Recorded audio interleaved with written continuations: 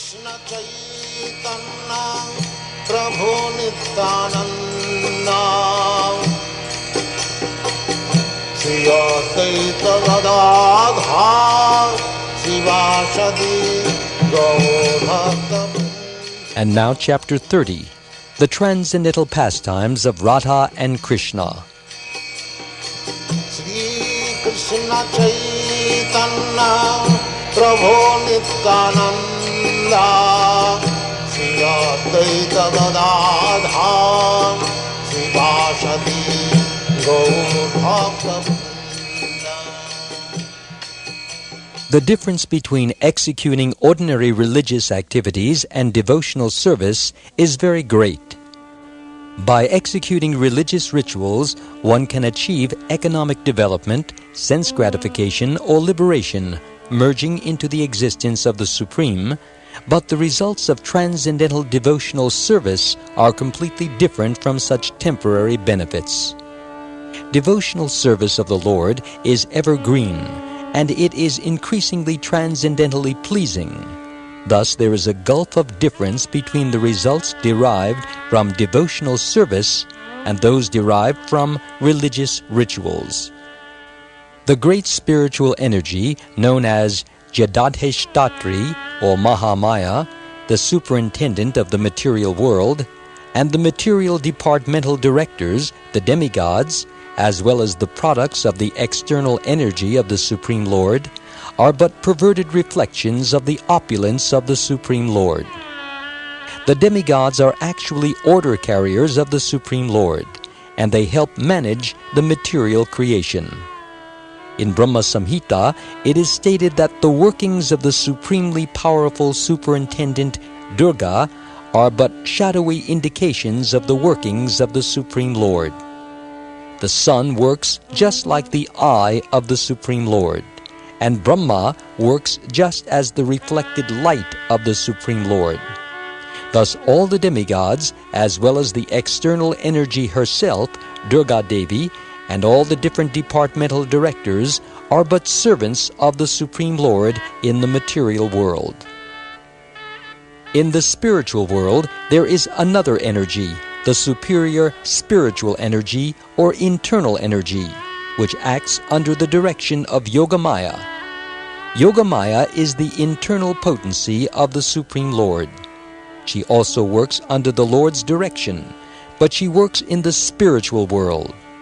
When the living entity puts himself under the direction of Yogamaya instead of Mahamaya, he gradually becomes a devotee of Krishna. Yet those who are after material opulence and material happiness place themselves under the care of the material energy, Mahamaya, or under the care of material demigods like Lord Shiva and others. In Srimad Bhagavatam, it is found that when the gopis of Vrindavan desired Krishna as their husband, they prayed to the spiritual energy, Yogamaya, for the fulfillment of their desire.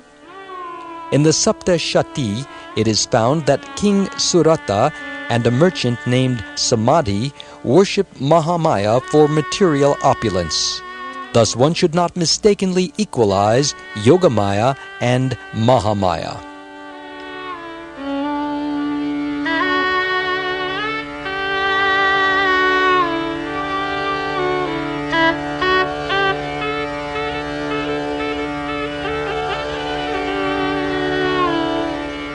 Because the Lord is on the absolute platform, there is no difference between the holy name of the Lord and the Supreme Lord Himself. There are different names for the Supreme Lord, and these names have different purposes and meanings. For instance, He is known as Paramatma, the Supersoul, Brahman, the Supreme Absolute, Srishtikarta, the Creator, Narayan, the Transcendental Lord, Rukmini Ramana, the husband of Rukmini, Gopinata, the enjoyer of the gopis, and Krishna. In this way, the Lord has different names, and these names indicate different functions. The aspect of the Supreme Lord as the Creator is different from the aspect of the Lord as Narayan. Some of the names of the Lord as the Creator are conceived by materialistic men. One cannot fully realize the essence of the Supreme Personality of Godhead by understanding the name of the Creator, because this material creation is a function of the external energy of the Supreme Lord. Thus, the conception of God as the Creator includes only the external feature. Similarly, when we call the Supreme Lord Brahman, we cannot have any understanding of the 6 opulences of the Supreme Lord. In Brahman realization, the 6 opulences are not realized in full. Therefore, Brahman realization is not complete understanding of the Supreme Lord. Neither is Paramatma realization, realization of the Supersoul, full realization of the Supreme Personality of Godhead. For the all-pervading nature of the Supreme Lord is but a partial representation of His opulence.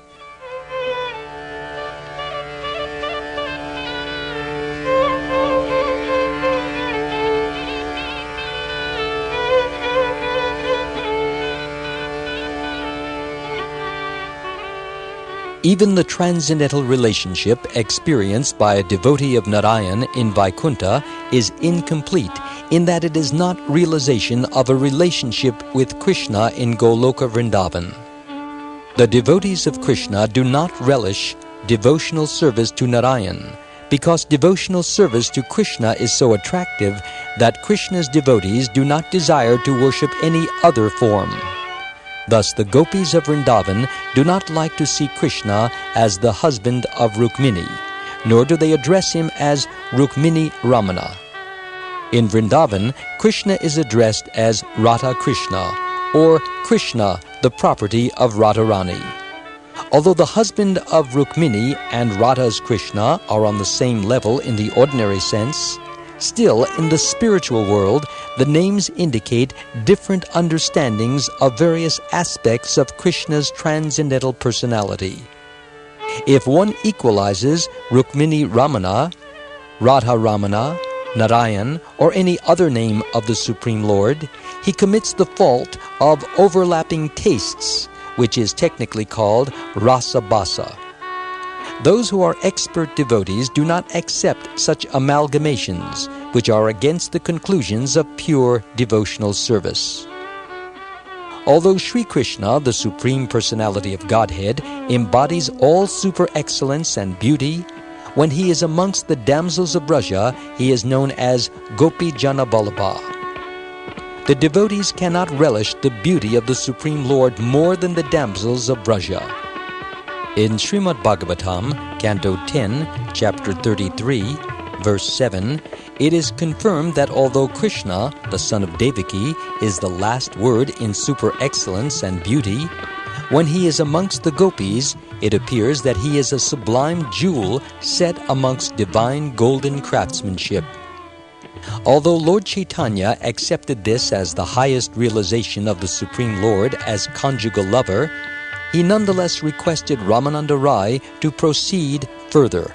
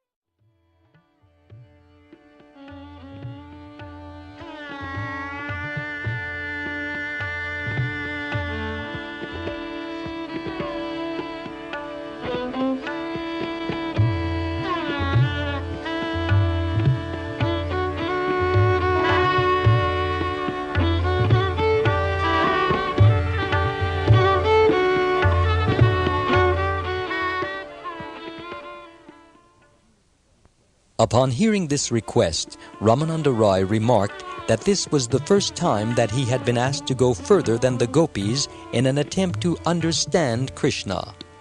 There is certainly transcendental intimacy between the damsels of Braja and Krishna, Ramananda pointed out, But out of all the relationships, the relationship between Radharani and Krishna in conjugal love is the most perfect. No common man can understand the ecstasy of transcendental love between Radharani and Krishna, nor can he understand the transcendental flavor of the transcendental love between Krishna and the gopis. Yet if one tries to follow in the footsteps of the gopis, he may become situated in the highest stage of transcendental love. Thus, one who wants to be elevated to the transcendental stage of perfection should follow in the footsteps of the damsels of Braja as an assistant maidservant of the gopis. Lord Chaitanya exhibited the mode of Srimati Radharani when she was contacted from Dwarka by Sri Krishna. Such transcendental love is not possible for any common man. Therefore, one should not imitate the highest perfectional stage exhibited by Chaitanya Mahaprabhu. If, however, one desires to be in that association, he may follow in the footsteps of the gopis. In the Padma Purana, it is stated that just as Radharani is dear to Krishna, similarly the Kund known as Radha Kund is also very dear to him. Radharani is the only gopi who is dearer to Krishna than all the other gopis. In Srimad Bhagavatam, Canto 10, Chapter 30, Verse 28, it is also stated that Radharani and the gopis render the highest perfectional loving service to the Lord, and that the Lord is so pleased with them that he does not wish to leave the company of Srimati Radharani.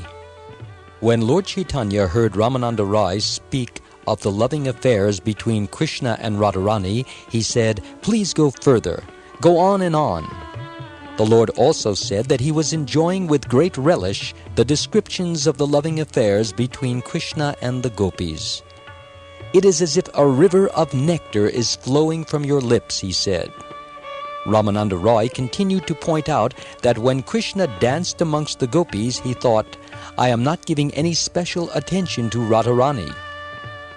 Because amongst the other gopis, Radharani was not so much an object of special love, Krishna stole her away from the area of the Ras dance and showed her special favor. After explaining this to Lord Chaitanya, Ramananda Rai said, "Now let us relish the transcendental loving affairs between Krishna and Radha. These have no comparison in this material world."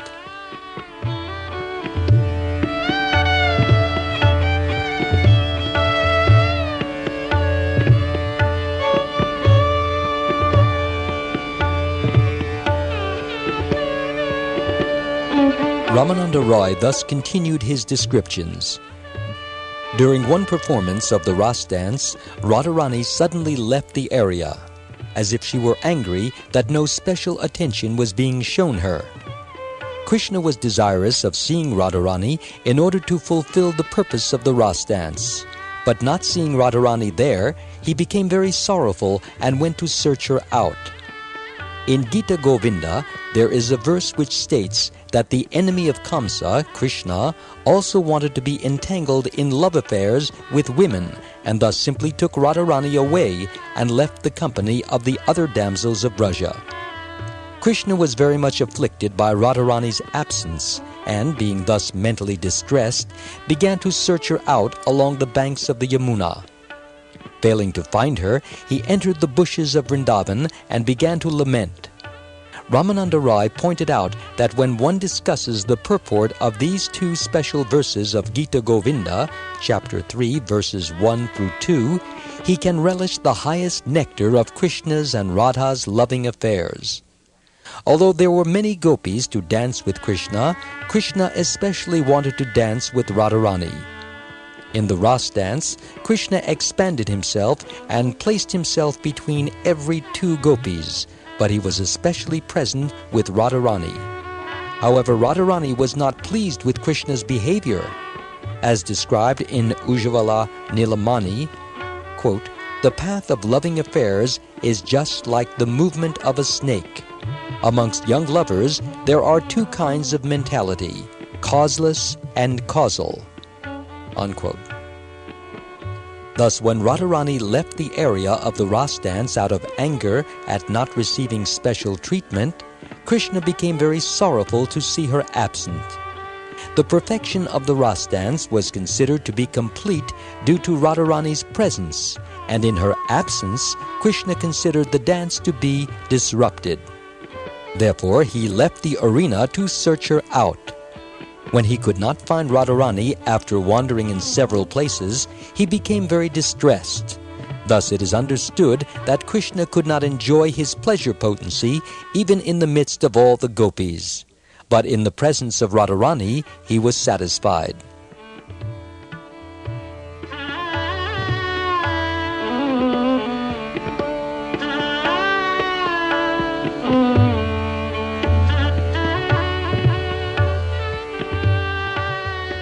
When this transcendental love between Radharani and Krishna was described by Ramananda Roy, Lord Chaitanya admitted, "I came to you to understand the transcendental loving affairs between Krishna and Radha, and now I am very satisfied that you have described them so nicely.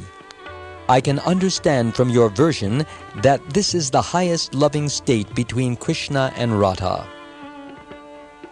Yet Lord Chaitanya still requested Ramananda Roy to explain something more. What are the transcendental features of Krishna and Radharani?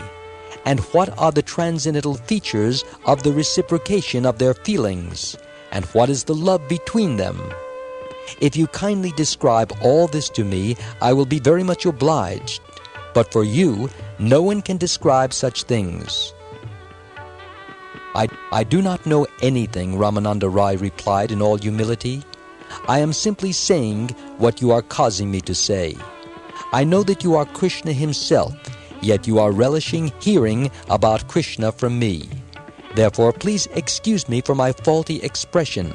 I am just trying to express whatever you are causing me to express. I am a Mayavadi sannyasi, Lord Chaitanya protested.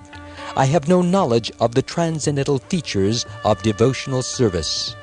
By the greatness of Sarvabhauma Bhattacharya, my mind has become clear, and I am now trying to understand the nature of devotional service to Lord Krishna. Bhattacharya recommended that I see you in order to understand Krishna. Indeed, he said that Ramananda Roy is the only person who knows something about love of Krishna. Therefore, I have come to you upon the recommendation of Sarvabhauma Bhattacharya. Please then, do not hesitate to relate to me all the confidential affairs between Radha and Krishna.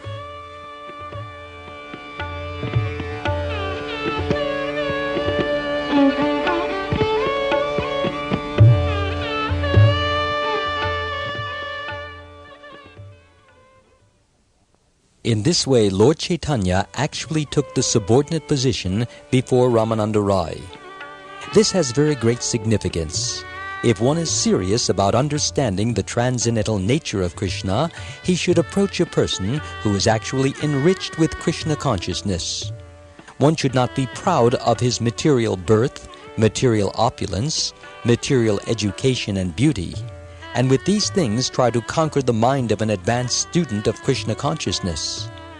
One who thus goes to a Krishna-conscious person, thinking that he would be favorably induced, is deluded about this science.